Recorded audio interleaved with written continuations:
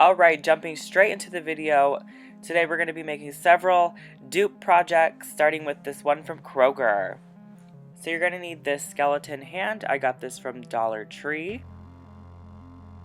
Then we'll need some black paint. We're just going to paint this hand completely black.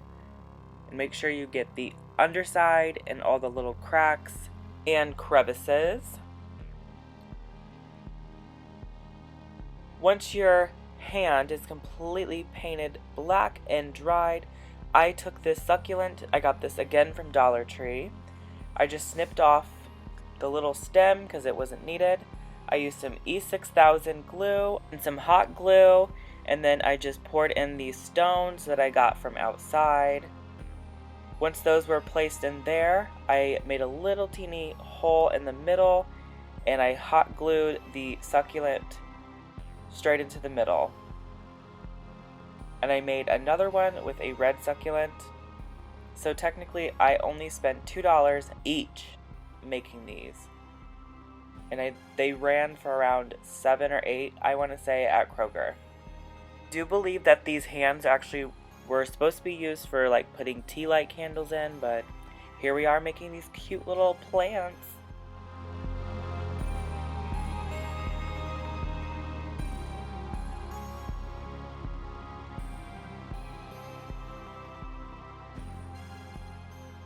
Okay, this next project is a spider skeleton. I'm super happy to have one of these because I've always wanted one. I thought they were so cute once I first saw it on Pinterest, and Amazon just isn't affordable for me. I'm sorry.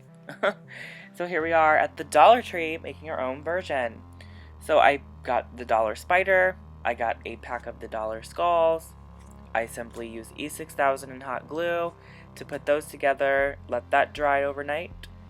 Now, this part of the skeleton I wanted to add because I wanted to zombify or put skin on. So I just mixed up some Elmer's glue, some water, and some flour, and I'm taking the toilet paper and just dipping it inside of this dish and putting it all over my spider, just in random areas. I was focusing more like where the joints would be in the skeleton, if that makes sense.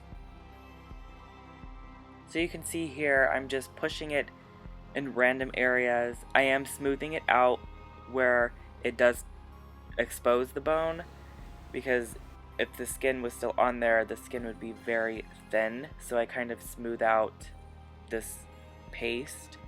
And then when I'm all done, it's dried, I went through and painted it with different brown and yellow tones to kind of give the appearance that the spider still has some skin left on it, creating like a cool zombie effect. I added some red in there for blood. I don't honestly like it, but if you guys have a better painting technique to mummify this, I say go for it. This is my first time trying it out, so here is my finished cute little spider skeleton. I love it.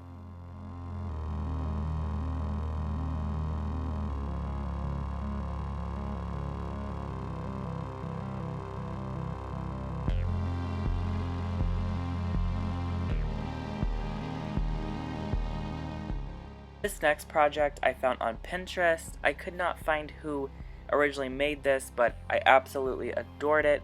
So I just decided to go ahead and copy it, make my own version. I'm not sure if they sell it. If they do, and I'm not saying not to buy it, you're perfectly fine to go on their website and purchase this, but if you're crafty like me and you just want to make it, that's why I'm here, to show you how to do it.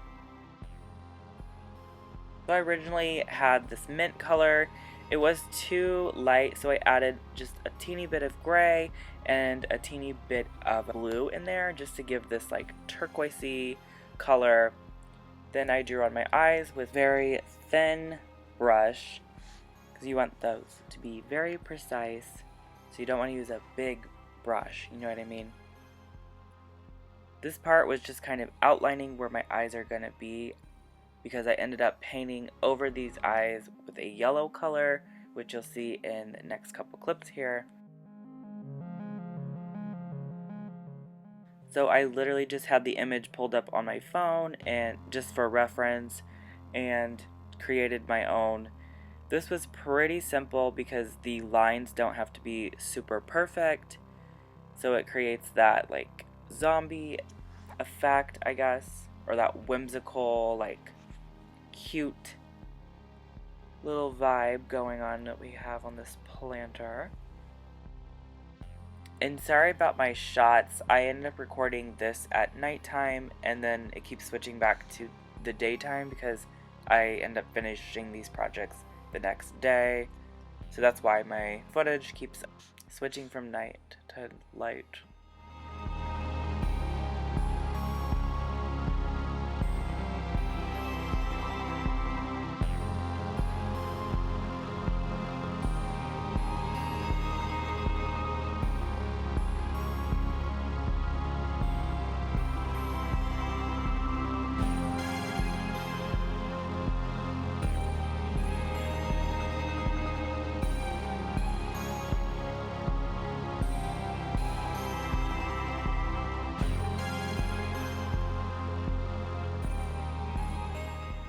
In the original image, I wasn't able to see the sides or the back, so I kind of just did my own thing, making him kind of look like Frankenstein with like the little screws on the sides of the head, and like I guess they could be ears as well.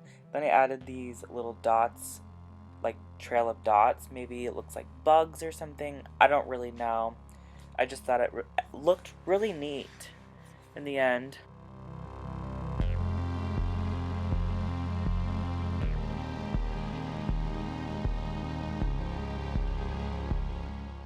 And here is my finished version. I end up putting this pretty aloe vera plant inside and I just love it.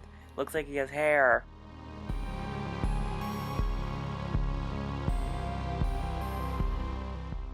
So this next item from Mache, I absolutely loved. These bottles were like $5.99 and I was so tempted to just purchase it, but I found these little hands literally right under it and was like, oh my gosh, I'll just make my own. So the hands I believe were $3.99, but you got 6 hands and 6 feet, and I'm also going to be using the feet for another project. So hello, win-win situation. I just found this old jar. I kind of bent the skeleton hand a little bit to shape around the jar a little bit better. I used E6000 and hot glue, and then I secured it down with some tape just to make sure that it would stick to the jar. I let this sit for overnight, like 24 hours. So now it's the next day and I got this skull head. I just wanted to add my own little touch to it. So instead of leaving it, I wanted to make it look old and kind of realistic. So I went through with this yellowy tan colored paint, went over the head and the hands, and then I just simply glued this skull head on top of the jar, and that was pretty much it. Oh, and I did spray paint the lid of the jar with black, and then just went over it real quick with some silver to give that like rusted look effect.